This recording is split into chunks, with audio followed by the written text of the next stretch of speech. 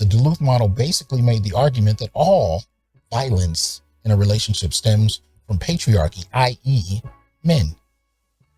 And so even if a man is a victim, he's still responsible and it's still something he likely did. So if a woman attacks a man, it's likely because he initiated it. This is the way the Duluth model has framed how we interpret intimate partner violence. Spending time watching the aftermath to the rise of Cookinwithkya, I could not help but notice a troubling trend in a large number of videos, especially ones where it's either a young lady saying what she would do if she had a boyfriend who watched Cookinwithkya, or the guy in the frame with his girlfriend, and essentially she is reprimanding him physically over and over and over again because he chose to watch Cookinwithkya. Who's this? Who's this? What the Hey baby, look what I prepared you. I prepared you a meal. So I got you a cream soda and I also got you some hoagies with some chips. Thank you. That looks so good. Is this There's a 99.9% chance that this is a skit. But it being a skit or not is not necessarily what's so important. It's the reaction to the skit and what the skit thinks is funny or what rings a bell with the people watching it. You'll notice this man brings food to his woman in bed, consistent to the lax gender roles that many black men who are much more progressive than the average would adhere to. But watch how it plays out. From where? From TikTok? Yeah, I did learn it from TikTok actually. I ain't gonna lie. Shoot, can you try the hoagie real quick? Tell me if you like it. Well, it got onions in it, babe. You know I don't like onions. Oh, that is true. But it's I mean, okay. I did get the recipe from TikTok, so that's probably why. Yeah, it's okay though. I'll still eat it though. Okay. Just take one bite real quick and I'll tell you. Let me know. Oh, you messing with it? Can we get a shout out to Cookinwithkya? From who? Cookinwithkya.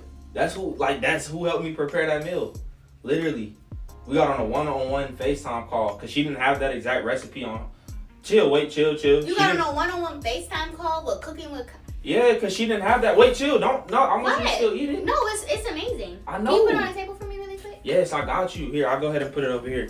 Wait, whoa. What the What did what? All right, chill. Are you serious? Chill. Are you serious? Chill. Okay. I just wanted to know how to cook.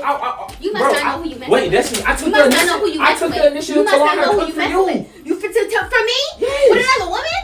Are you serious? Are you serious? Cookinwithkya. Cooking with this fisty and face. Okay. So the caption reads, for about 2 years, I've been dealing with a very hurt and unstable woman. I met her during the time of her mom dying. I automatically wanted to be someone to help her through the darkest time of her life.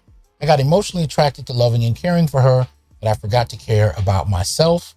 I had so many signs that she was crazy and I needed to walk away, but the love I had for her was so strong, I didn't want to fail her. Now, let me hold up right here. When you see the response of people to the video where a man went on the internet and learned a recipe, supposedly in a skit, from another woman and brought food to his woman in bed while she was not cooking or cleaning, they're kind of par for the course. Why do these men date such unstable women? The creator says, I would have done the same thing. I would not let my man get on a call with another woman from TikTok. Valid reaction, go girl, swing, swing, swing with a laugh emoji. Cooking with the fist in the face is crazy. Laugh emoji again. Call 911 bro, she's gonna hurt you tonight. Again, it's a joke. You could tell by the comments that there was not a lot of sympathy for the young man. As a matter of fact, the physical acts upon him were just a part of the joke of the skit. The story that Dr. Tiesan Johnson is illustrating is one where a man got into a confrontation with his girlfriend who they had broken up, and she didn't want to leave, and she had a blicky in her bag, and she used the blicky on the gentleman, and the gentleman got hurt pretty badly. But when he detailed the story, which is a bit too much for this video, if you want to see it, you can see it in his stream. She not only hurt the guy really bad, but many people are in the comments saying he must have done something to her to make her snap like that he must have deserved it. And it's this kind of narrative that sticks with black men and makes us punching bags. I got emotionally attracted to loving and caring for her, but I forgot to care about myself. I had so many signs that she was crazy and I needed to walk away, but the love I had for her was so strong, I didn't want to fail her. Now let me hold up right here. This is a mistake that many men make, particularly, in this era, in this gynocentric era, in this era where young men are raised by the gynocracy, by the black gynocracy. In other words, majority of us were raised by single mothers. Primarily, the framework that we use here is that we want to be of service to her. We want to heal her. We want to help her. Well, these are the narratives we're taught since we were little. Prioritize her. Have you ever thought about how she feels? Think about what she needs. I was the generation, mine was the generation that heard this, really the strongest, the first, Generation X. We got this in the 80s and in the 90s. Prioritize her feelings. If she's hurt, you need to be a gentleman and kill yourself to make her happy. Fellas, do not engage sexual relationships with people like this. Avoid it. I'm serious. It can cost you your life. It really can. Avoid it. These people need help, and you do not need to be standing in for a trained counselor trying to do this. Cookinwithkya. Give me. Don't touch Kaya, bro. Okay. Don't touch her, bro. Move. Okay, let me Cook me some see. food. Don't touch her. Okay, Move, bro. Please. Stop it. okay. You are annoying.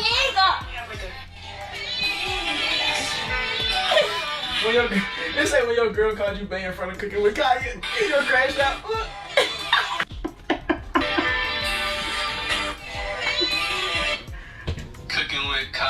Cookinwithkya. That's all. There are some people that would call this playful frolicking and that I may be overreacting.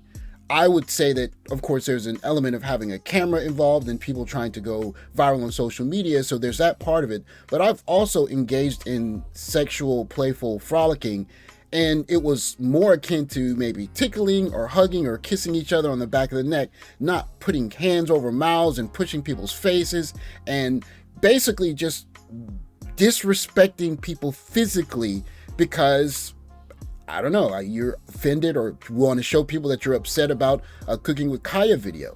When I see this kind of video, what it tells me is that there are some guys that are so eager, dare I say, desperate to be in a relationship with physical intimacy that they will allow this level of disrespect, especially if you're going to put this on the internet, skit or not.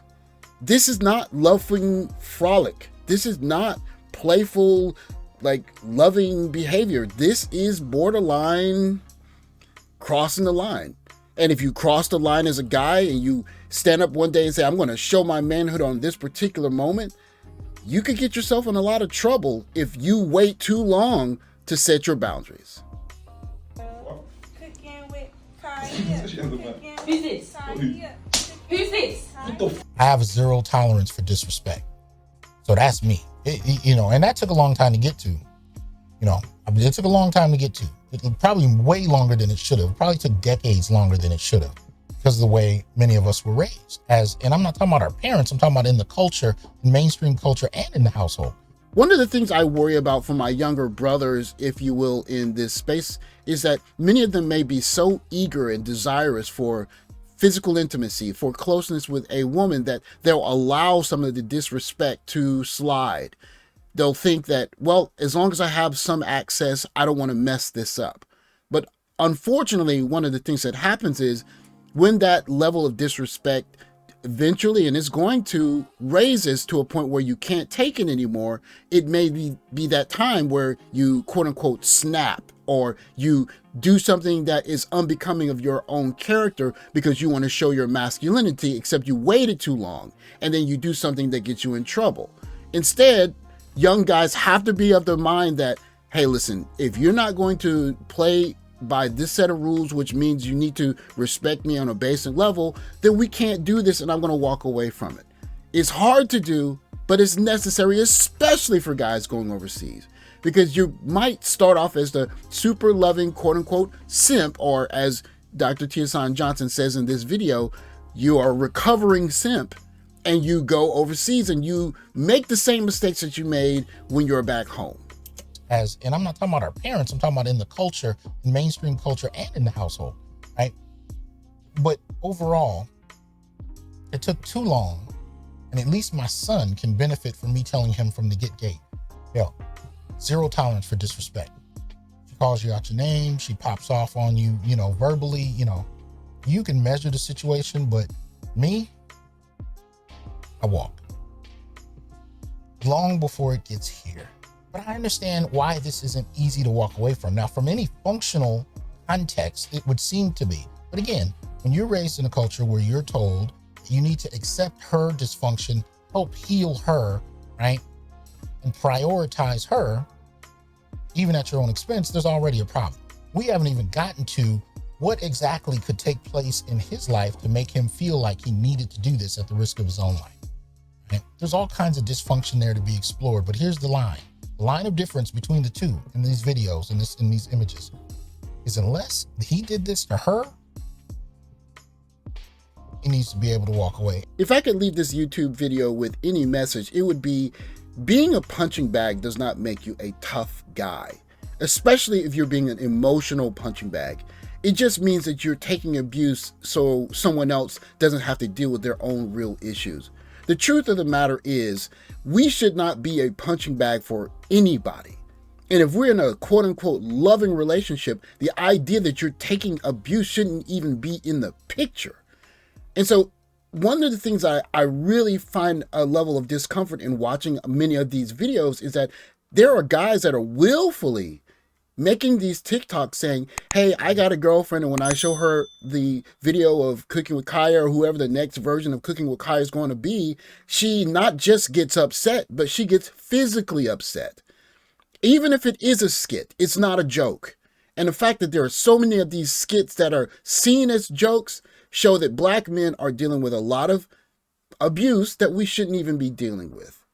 And for guys that are going overseas, you should learn to draw that line in the sand and say, hey, listen, if you're going to act like this, I got to walk, because it's a slippery slope, and you'll find yourself in a situation, even one maybe unfamiliar, where you're in a situation where you can't do something you traditionally might do back home, and you might make a mistake that gets you in jail or worse. Stop taking the disrespect and stop letting women hit on you. There's nothing masculine about that. That is, by definition, a crime. And if you're dealing with that, she needs to go somewhere and get some healing. It's not your fault. I'm tired of seeing it. Anyways, thanks for watching. Like, subscribe, comment below. I'll catch you next video.